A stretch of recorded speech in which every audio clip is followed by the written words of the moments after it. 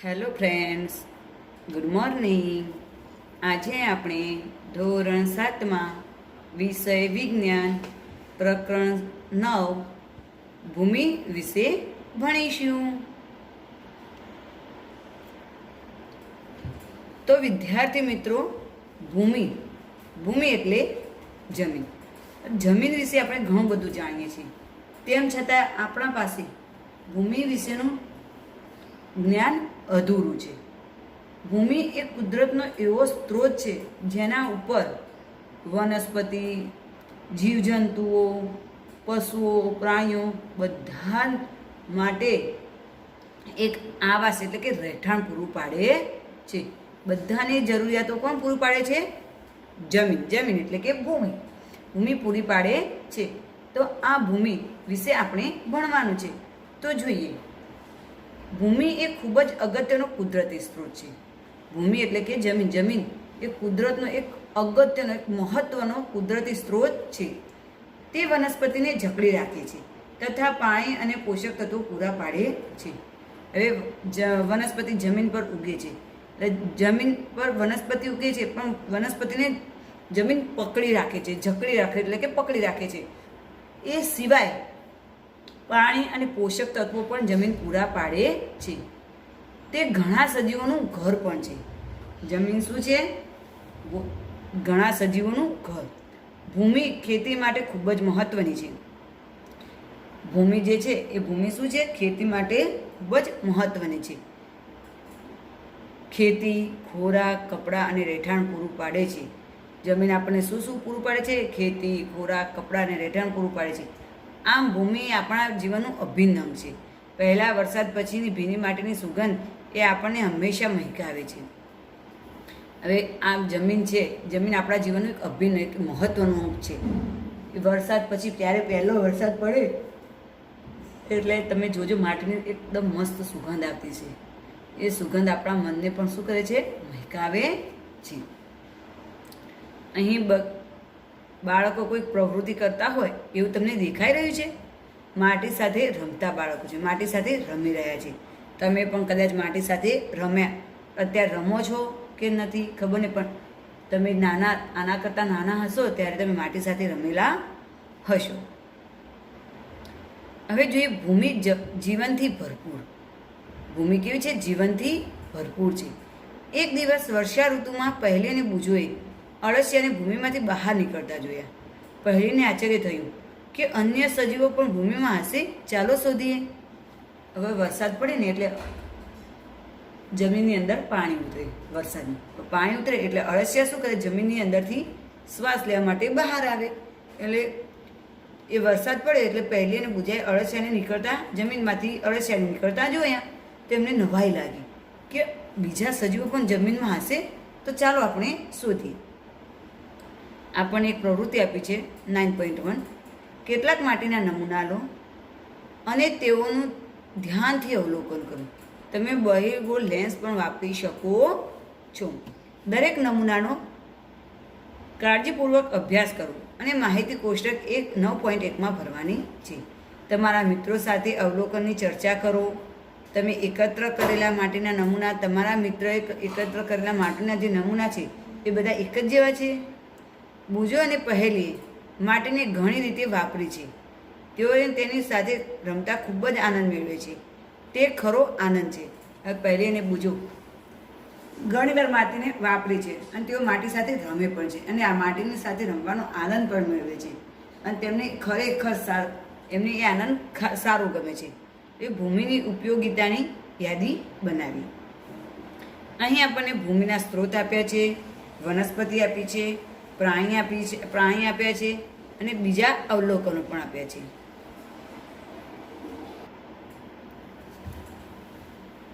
બગીચાની માટી, ઘાસ. વનસ્પતિમાં શું હોય? ઘાસ, પાંદડા, ડાળી. પ્રાણીઓમાં કીડી, અળસિયા હોય, મકોડા હોય અને અન્ય અવલોકનોમાં કાગળ હોય, પોલિથીન હોય, બીજો કોઈ કચરો નાખેલો હોય. હવે રસ્તાની બાજુની માટીમાં પાંદડાની સળી હોય, વનસ્પતિના અવશેષો હોય, પ્રાણીઓમાં મચ્છર હોય, કીડી હોય, પ્લાસ્ટિક, લોખંડની ખીલી વગેરે જોવા મળે છે. જ્યાં બાંધકામ ચાલુ હોય ત્યાંની માટીમાં નાના નાના લાકડાના અવશેષો આપણને જોવા મળે. અન્ય પ્રાણીઓમાં મચ્છર, માખી, પછી નાની કપચી, કાંકરા જોવા મળે છે. ખેતરની માટીમાં શું જોવા મળશે આપણને? તો ઘાસ, મૂળના ભાગો, પાંદડા જોવા મળે છે. અને અળસિયા અને જીવાત પ્રાણીઓમાં શું જોવા મળે છે? અળસિયા અને જીવાત. અન્ય અવલોકનમાં આપણને કંઈ મળતું નથી. તળાવની માટી, તો તળાવની માટીમાં પાંદડા, લાકડાના અવશેષો, પ્રાણીઓમાં હશે ગોકળગાય, બહિર્કંગાલ અને અન્ય અવલોકનમાં હાડકાં અને કાપ જોવા મળે છે. આમ આપણે જુદી જુદી જગ્યાઓની જે માટી લીધી છે તેમાંથી આપણને જે મળે છે એમાં વનસ્પતિ, પ્રાણીઓ અને બીજા અવલોકન કરતાં દરેકે વસ્તુ આપણને અલગ અલગ મળી આવે છે. મને આશ્ચર્ય થયું કે મારા રોડ અને બગીચામાંથી એકત્ર કરેલ ભૂમિના નમૂનામાં પ્લાસ્ટિકના ટુકડાને પોલિથીનની કોથળીઓ શા માટે જોવા મળી? તો પોલિથીન જમીનમાં શું કરે છે? પ્રદૂષણ કરે છે.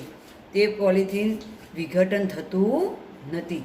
પોલિથીનની કોથળી અને પ્લાસ્ટિક ભૂમિના પ્રદૂષકો છે. તેઓ ભૂમિમાં રહેતા સજીવોને શું કરે છે? મારી નાખે છે. તે જ રીતે પોલિથીન અને પ્લાસ્ટિકની કોથળીના વપરાશ પર પ્રતિબંધ હોવો જોઈએ. જો અન્ય પદાર્થો જે ભૂમિને પ્રદૂષિત કરે છે તે કચરો, રસાયણો અને જંતુનાશકો છે. કચરા અને રસાયણો પર પ્રક્રિયા કર્યા પછી તેને ભૂમિમાં મુક્ત કરવા જોઈએ. જંતુનાશકોનો ઉપયોગ ઓછામાં ઓછો થવો જોઈએ. તો મેં હાટ બજારમાં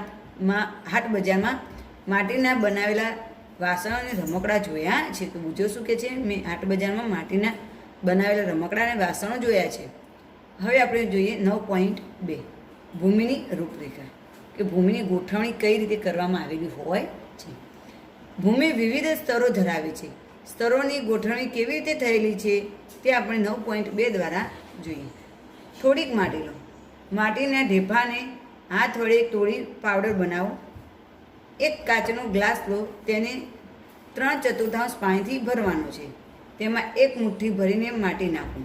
તેને લાકડી વડે હલાવો જેથી માટી ઓગળી જાય.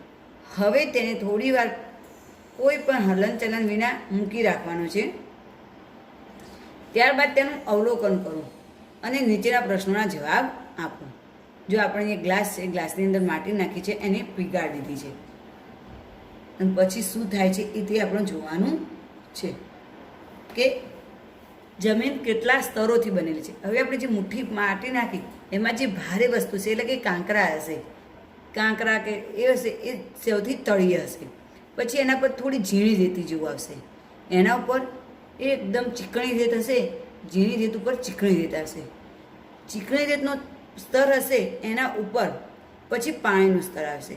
અને સૌથી ઉપર સેન્દ્રિય પદાર્થ એટલે કે પાંદડા એ હોય એ બધું સૌથી ઉપરના ભાગમાં જોવા મળે છે. તો શું તમને કાચના ગ્લાસમાં અલગ અલગ કદ ધરાવતા સ્તરો જોવા મળે છે? હા, આપણને આ કાચના ગ્લાસમાં અલગ અલગ સ્તર ધરાવતા ઘટકો આપણને જોવા મળે છે. આ સ્તરોની દર્શાવતી આકૃતિ દોરો. હવે આપણે આવી આકૃતિ દોરવાની છે. શું તેમાં પાણીની સપાટી પર સડી ગયેલા પાંદડા કે પ્રાણી જોવા મળે છે? હા, આપણને અહીંયા પાંદડા જોવા મળે છે. કદાચ કીડી મકોડો મરી ગયેલા હોય તે પણ અહીંયા આપણને સેન્દ્રિય પદાર્થમાં જોવા મળે છે. તો ભૂમિમાં રહેલા સડેલા મૃત ઘટકોને સેન્દ્રિય પદાર્થ કહે છે. આપણે જોઈએ કે સેન્દ્રિય પદાર્થ કોને કહે છે? તો ભૂમિમાં રહેલા મૃત ઘટકોને સેન્દ્રિય પદાર્થ કહે છે. વ્યાખ્યા છે સેન્દ્રિય પદાર્થો કોને કહે છે? તો ભૂમિમાં રહેલા સડેલા મૃત ઘટકોને સેન્દ્રિય પદાર્થ કહેવામાં આવે છે. તમને કદાચ જાણ હશે કે ભૂમિ એ પાણી, પવન અને વાતાવરણ દ્વારા મોટા પથ્થરોના તૂટવાથી બને છે. હવે ભૂમિ કેવી રીતે બને છે? તો પાણી, પવન, વાતાવરણ તથા મોટા પથ્થરો તૂટે ત્યારે ભૂમિ બને છે. આ પ્રક્રિયાને આપણે કઈ પ્રક્રિયા કહીએ છીએ? અપક્ષય કહે છે. આ પ્રક્રિયાને આપણે અપક્ષય પ્રક્રિયા કહીએ છીએ. કોઈ પણ ભૂમિનો પ્રકાર તે કયા પ્રકારના પથ્થરમાંથી નિર્માણ પામે છે અને તેના પર ઉગતી વનસ્પતિઓ પર આધાર રાખે છે. હવે કોઈ પણ ભૂમિનો પ્રકાર જોઈએ તો એ કયા પથ્થરમાંથી નિર્માણ પામે છે, એટલે કે એ જે નિર્માણ થઈ ભૂમિ બની પણ એ કયો પથ્થર હતો, તેના પર કઈ વનસ્પતિ ઉગી હતી તેના પર આધાર રાખે છે. ભૂમિનો લંબરૂપ છેદ જોતા તેના વિવિધ સ્તરો જોઈ શકાય છે. હવે ભૂમિનો લંબરૂપ છેદ જોઈએ તો એમાં વિવિધ સ્તરો આપણે જોઈ શકીએ, જેને ભૂમિની રૂપરેખા કહે છે. એને શું કહેવામાં આવે છે? ભૂમિની રૂપરેખા. દરેક સ્તર તેની રચના, રંગ, ઊંડાઈ અને રાસાયણિક બંધારણમાં ભિન્નતા ધરાવે છે. હવે જે પણ સ્તર છે એ સ્તર આપણે જે જમીનના જુદા જુદા સ્તર જોયા, સૌથી નીચે કાંકરા જોયા, રેત જોઈ, ચીકણી માટી જોઈ, પાણી જોયું અને સૌથી ઉપર આપણે તરતા સેન્દ્રિય પદાર્થો જોયા. તો આ જે સ્તર છે એ સ્તરની જે રચના છે એ તેની રંગ, જાડાઈ અને રાસાયણિક બંધારણમાં ભિન્નતા દર્શાવે છે.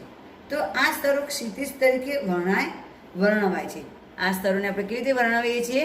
ક્ષિતિજ તરીકે વર્ણવાય છે. આપણે સામાન્ય રીતે ભૂમિના ઉપરના સ્તરો જોઈએ છીએ, તેની નીચેના સ્તરો જોતા નથી. જો આપણે તાજેતરમાં ખોદેલો ખાડો જોઈએ તો આપણે ભૂમિના રંગના સ્તરો પણ જોઈ શકીએ છીએ. હવે આપણે સામાન્ય રીતે ભૂમિના સ્તર એટલે કે ઉપરથી જોઈએ છીએ, જે નીચેના સ્તર જોતા નથી. અહીં આપણને જમીન આપેલી છે. જો નીચે આધાર ખડક છે, આ સી સ્તર છે, આ બી સ્તર છે અને સૌથી ઉપરનું કયું કહેવાય? એ સ્તર. કે આપણે તાજેતરમાં એટલે કે અત્યારે જો તાજો ખોદેલો ખાડો જોઈએ તો આપણને ભૂમિની અંદરના જે ભાગો જુદા જુદા ભાગ છે એ આપણને જુદા જુદા જે સ્તર છે એના વિશે માહિતગાર કરાવે છે. આપણે ભૂમિની રૂપરેખા કૂવો ખોદતી વખતે અથવા મકાનના પાયા નાખતા હોય ત્યારે જોઈ શકીએ છીએ. તે આપણને પહાડી રસ્તાઓ કે ઢાળવાળા નદી કિનારા પણ જોઈ શકાય છે. કે હવે જ્યારે આપણે ભૂમિની રૂપરેખા જોઈ હોય એટલે કે એના જે સ્તર જોવા હોય તો જ્યારે કૂવો ખોદાતો હોય કે મકાનના પાયા નખાતા હોય ત્યારે આપણે પહાડી રસ્તાઓ કે ઢાળવાળા નદી કિનારો પણ જોઈ શકીએ છીએ. સૌથી ઉપરનું સ્તર ઘેરા રંગનું અને સેન્દ્રિય પદાર્થો તથા ખનિજ દ્રવ્યોથી ભરપૂર છે. આ જમીનનું જે સૌથી ઉપરનું સ્તર છે એ ખનિજ દ્રવ્યો અને સેન્દ્રિય પદાર્થથી કેવું હોય છે? ભરપૂર હોય છે.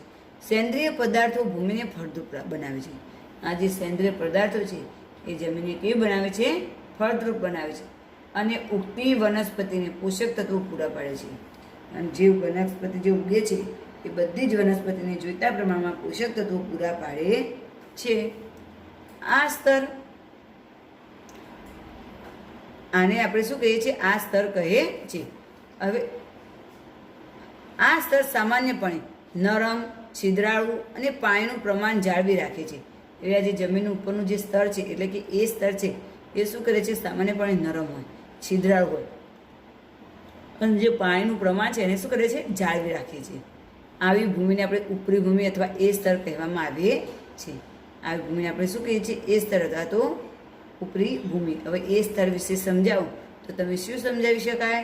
કે સૌથી ઉપરનું સ્તર ઘેરા રંગનું, સેન્દ્રિય પદાર્થો તથા ખનિજ દ્રવ્યથી ભરપૂર હોય છે. સેન્દ્રિય પદાર્થો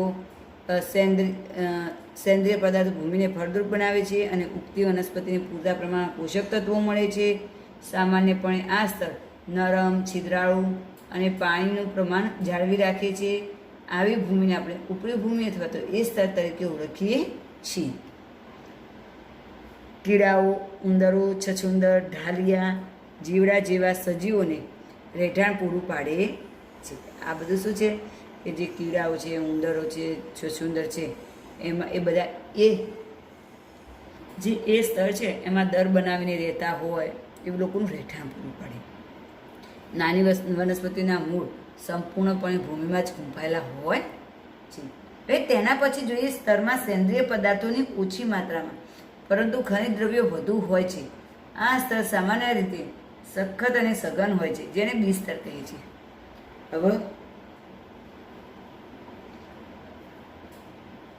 એ સ્તર પછીનું બીજું જોઈએ, બી સ્તર. તો આ સ્તરમાં સેન્દ્રિય પદાર્થો ઓછી માત્રામાં, એટલે કે ઓછા, પરંતુ ખનિજ દ્રવ્યો વધુ હોય.